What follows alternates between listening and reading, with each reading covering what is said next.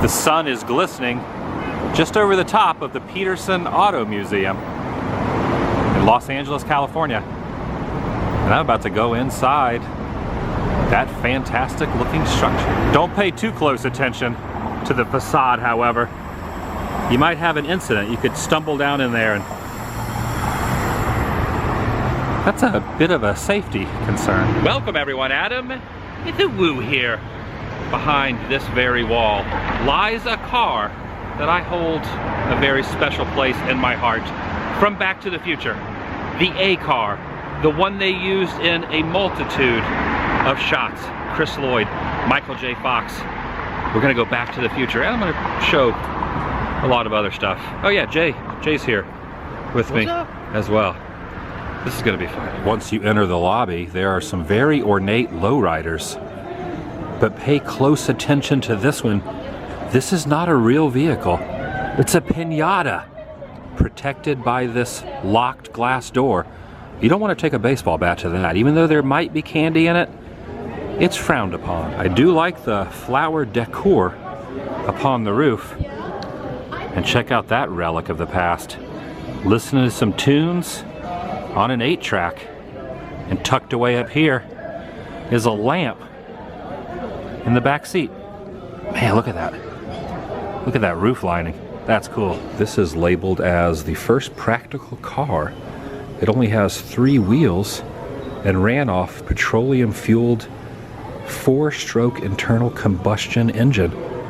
It's like a little tricycle. Streamlined scooter was created in 1947, and the size I am, I don't know if I could fit comfortably.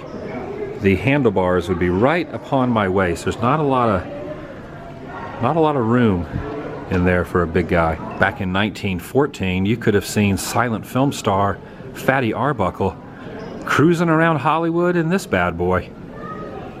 We're getting into the movie cars now. While there were 24 Plymouth Furies used in the movie Christine, there were only 2 stunt cars. This is one of the remaining ones. And notice how the window is blacked out, because you never really know if the driver, the high school student in the movie, was going a little crazy or if the car itself was doing the stalking, because the window was darkened out. You never saw inside. No introduction needed for Herbie the Lovebug. This is not the one from the late 60s film.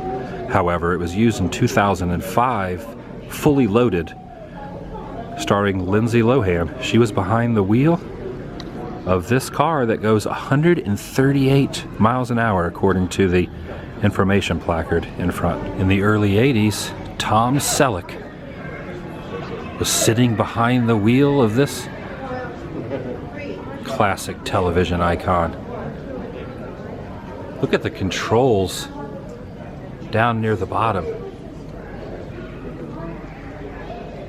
Very dated, but also very retro and fantastic. I wonder if Higgins ever took this out for a spin.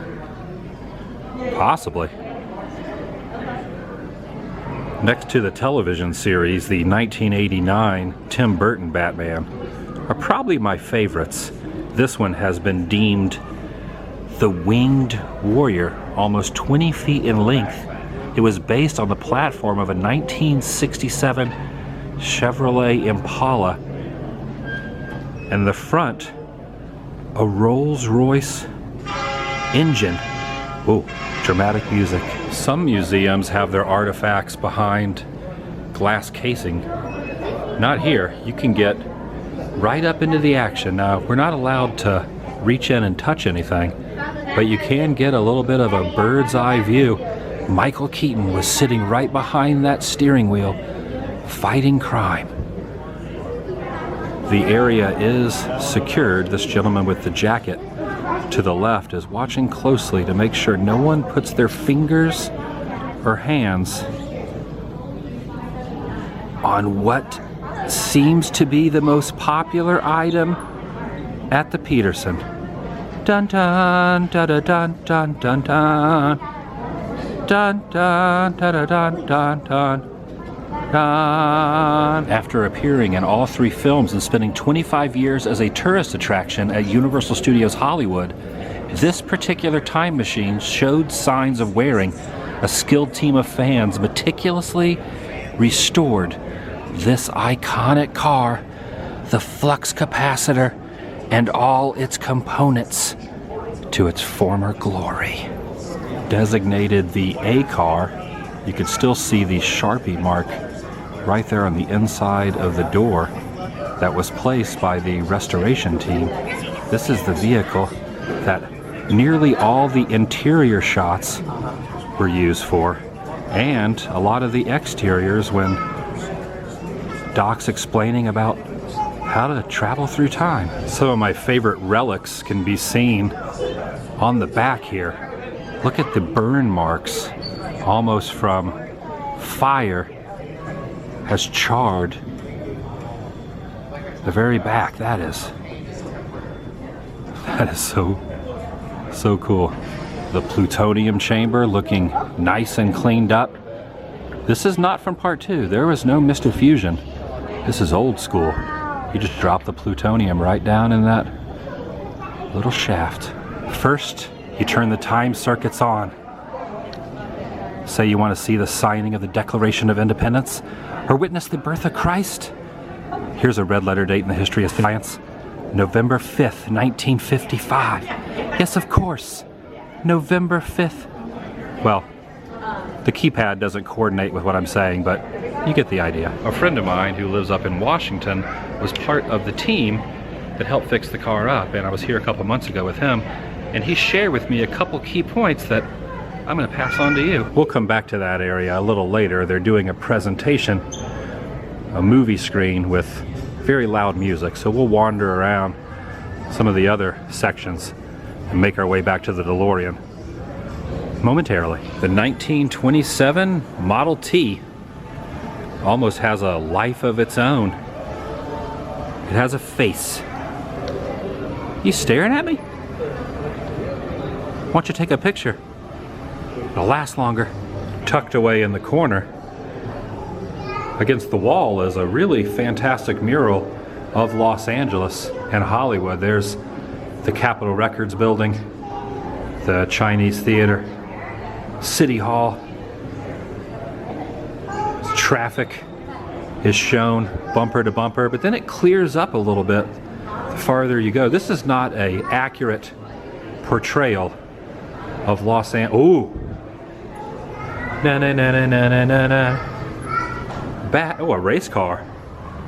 There's a race car on the freeway. And, whoa, is that the Shaggy Dog? The Shaggy Dog has taken the wheel. Shaggy Dog, take the wheel. That's not how the song goes. While this looks like a traditional bicycle, in fact, it's a motorcycle. 4 cylinders to be exact, located between the tires. This dates all the way back to 1904, 1905. Nicknamed the Brass Era Beauty. Jay was my ride, but it appears he's leaving without me. Where are you going? You taking off? I gotta go. This is way too many cars for me. Overload. I'm out of here. I hate to tell you, buddy, you're not going anywhere. I'm going. No. I hate to tell you, you're not moving. You're not moving. I'm out of gas. I should probably address that this is one of the few items you're allowed to sit in and touch. In fact, they want you to hashtag the museum. This is one of the few that you can sit in. All right, back over to this piece of fantastic glory from my all-time favorite film. In the door frame is the manufactured plate. Even though the film came out in 1985, you'll notice it's dated October 1981. Flux capacitor, still fluxing. Also notice the fake piece of paper that's been placed over the speedometer, signifying that this car could really get up to 95, which, if you're familiar with DeLoreans, that is a feat that does not happen too often. The regular real speedometer below the prop paper speedometer. Movie magic. Gotta love it. All the circuits you see in the background were screen used. They were in the movie, including these little beauties up here that have their own writing in marker detailing what each one does. Now, they have been restored and cleaned up, but when you watch the film, this is what you're looking at. Every few minutes or so, they show a presentation on the back wall explaining the restoration process, and they sell a DVD of what they're showing on the wall behind us in the gift shop downstairs. I have to be honest, I could just sit here all day and stare at this thing. I've seen the movie way too many times, and just to be standing in front of an artifact that was used so prominently in that classic film, I just can't wrap my head around it. Great Scott! And I'm also noticing the burn marks I showed a little bit ago are also on the opposite side. Must have got very warm. Whoa, what is it, hot? It's cold. I'm cold. Showing a few more details you don't normally see. Look under the chassis, the bottom of the door, the wiring goes through this tubing as not to get ripped off. Of course, that wiring was re-cleaned up and reattached, but nonetheless create quite the aura of goodness. Dun dun dun dun dun dun dun dun. They restored this thing and it's looking quite nice. Originally it was on the backlot tour at Universal Hollywood, and it fell into quite decomposed decay, and then it was cleaned up and put behind glass on the lower level, the lower lot at Universal, but you couldn't get close. You couldn't really look at it or get a good photo of it because it was enclosed completely in glass, and it was hoisted up on a platform, kind of pushing the tires away from the chassis. Now it's back to how it originally looked. Heck yeah. If you had the privilege of riding shotgun sitting in the passenger seat, you would not be staring at an airbag. But this dial stating the status of the plutonium chamber, if that red light starts blinking, we got a problem. Cassette tape located below the compass, in case you brought your Van Halen cassette. You try to convince someone that you're from the planet Vulcan. Steve McQueen formerly owned this Indian cycle. James Dean, I believe in his life, also owned an Indian motorcycle. They were very popular back in the day. Stepping out of the past now and into the present, or sort of kind of the future, even though this was made in 2015, the hybrid Hypercar, top speed 217 miles an hour. Now I know why it's called the Hypercar, because when you're hyper, you move really fast. What are you doing right now? You holding that car in the air? Hold it. Hold it tightly. Don't let it drop. Keep holding it. Wait, I'm ruining the illusion. I gotta hold the camera stiller. Okay, take two. What are you doing right now, Jay? I'm holding up for somebody who's fixing it for me. All right, get the lug wrench under there and change that oil while you hold it up. Keep holding it up. In the late 80s, this was used as part of a 2,000-mile trek to show how solar power can help fuel to maneuver something that looks very similar to a rocket. The sun is soaked into this back compartment, and it just keeps on moving. I've ridden in a go-kart or two in my day, but this takes it to a whole other level. But check this out. They have one of the 1968 Disneyland Autopia cars. You'll notice back then, there was no track, there was no railing. If you wanted to veer off the road, you could. You can't do that anymore. As I make my way out, once again, the big piñata. I didn't think this was accessible, but here it is. Impressive. Most impressive. I'm not kidding. It's dangling from the roof. How cool is that? That's the biggest pinata I've ever seen. Inside the gift shop, they have a very nice array of cars themed to movies. An interesting story about this particular model.